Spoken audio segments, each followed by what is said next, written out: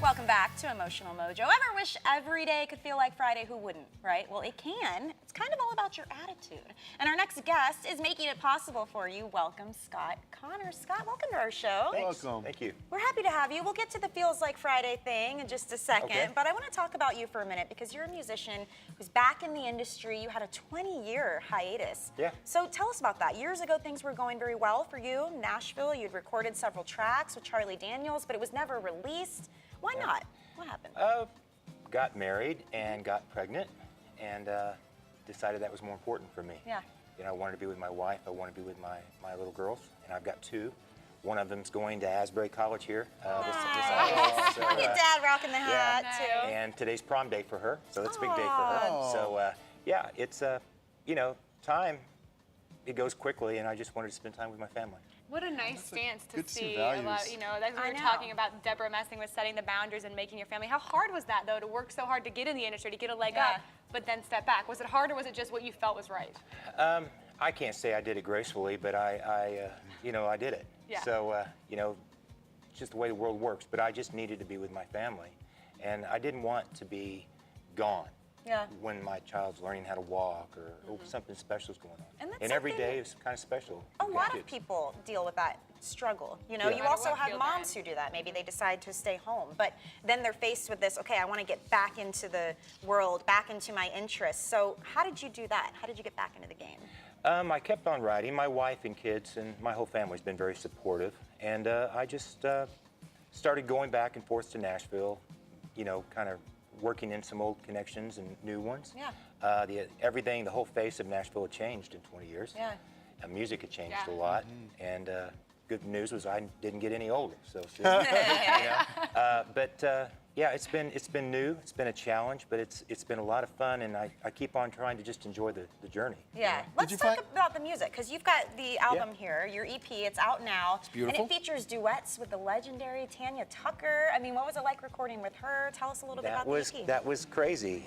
You know, I saw her when I was a kid with my mom and dad and sister, and she was singing, you know, Delta Dawn, and she was this little icon out there. And I grew up with her voice, and I was working in Nashville with some guys, and they're like, well, yeah, we can get her in here. And she liked the song, and we recorded it, and it was great. I also got to work with T. Graham Brown on a song, Cool. too. Yeah. How cool. So Yeah, it's pretty collaboration is always great when you can bring together two Yeah. wonderful voices and minds. But the song we love is Feels Like Friday. Yeah, So where did so that, good. you know, we always want to feel like Friday. Where did the inspiration come from? cool. My manager, Billy Holland, kind of sat me down and said, you know, we need to find a song for someone your age that's not about relationships so much, not about, you know, trucks and tractors. It's about, That's the range, yeah, right? you know. So Friday, everybody likes Friday.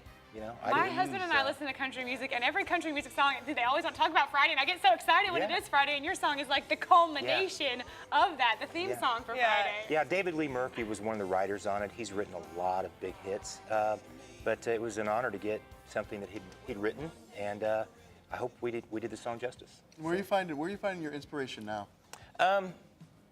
Honestly, my life is a pretty good one. I'm happily married, healthy, everything's going well. It's funny how everything when you're happy, everything else Yeah. becomes a success. But then you begin to kind of go vicariously through other people's problems. You know, Yeah. like, oh man.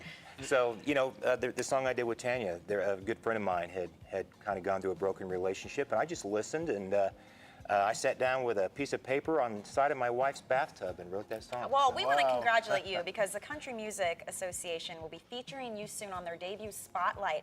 What does that honor mean to you? means everything.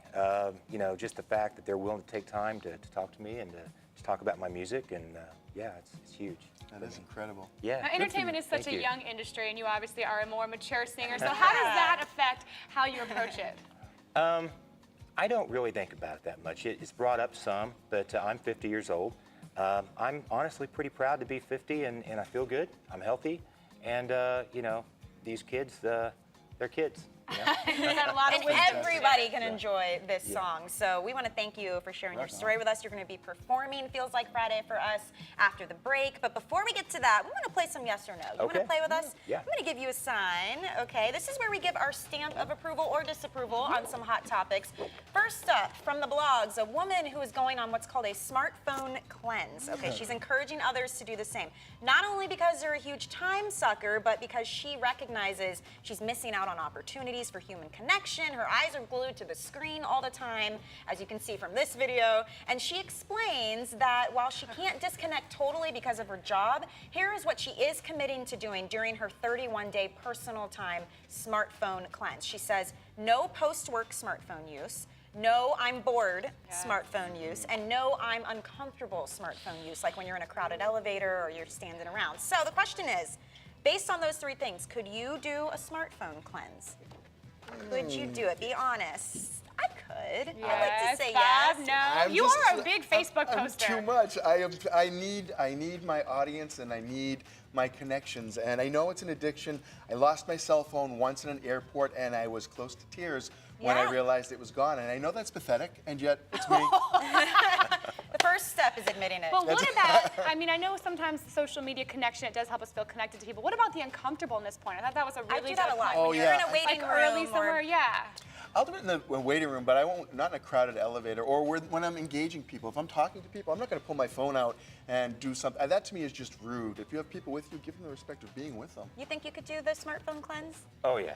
Yeah? 'cause I'm Gladly. not very smart, so yeah. I'm good. Oh, come on. I could do it. It is hard. And a lot of it is work related as well. I mean, you're checking emails and whatnot. So I could see where people have a The hard time cleanse with that. concept is The a little weird to me, cleanse. though. Calling it a cleanse is like a high colonic for your Fancy. iPhone. It's bizarre. All right, here's our next one. Take a look at this. It's a tattoo parlor's sign for raising, it's going to raise a few eyebrows, okay, especially on social media. So here's a look. It's something a passerby noticed and took this picture of the ad, and it says, she can't take half of your tattoos in the divorce. So they posted it on Instagram. It started making the rounds online. A lot of people say it's creative. It's a great way to advertise. Other people say, for one, it's a sad commentary on our society. It makes light of divorce, and it makes a mockery of marriage. So here's the question. Does that ad make a joke of marriage and divorce? She can't take half her tattoos in the divorce. It doesn't make sense. I think it to makes me. a funny joke. I think it's just silly. And if Yeah. you're looking to It a doesn't sign make on, a joke, so you say no. Okay. If you're looking to assign a tattoo parlor for life philosophies, I think you're looking in the wrong place. I feel like I think it's a joke. I think it's not something that would draw me. But I don't know. What do you think? And my wife's name's right there. Oh, that's serious. You can never take that ring Here, off. let's see if Take we the can whole show it hand. for the camera. That's pretty amazing. So what do you think? Would you think that was a big deal if you saw that sign, or would you You know, laugh?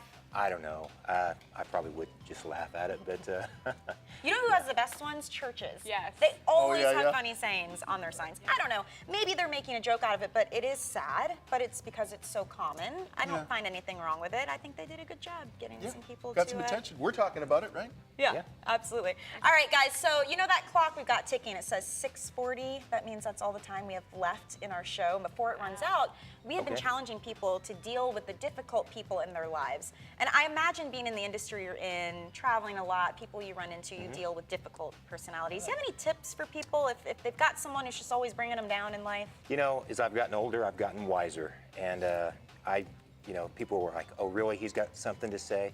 I think just try to do my best and listen. Focus on yourself. Yeah. Your own skin. I like it. See, Yes. straight from Scott Connor himself. Thank you so much for joining Thank us. you. Don't Thank go you very anywhere, you much. guys. In just a few minutes, he's going to perform his hit song. It's called Feels Like Friday, so you don't want to miss that. You'll be right back. We are watching Emotional Mojo. That's right. Get your mojo on, Yes, guys. you We'll are. be right back.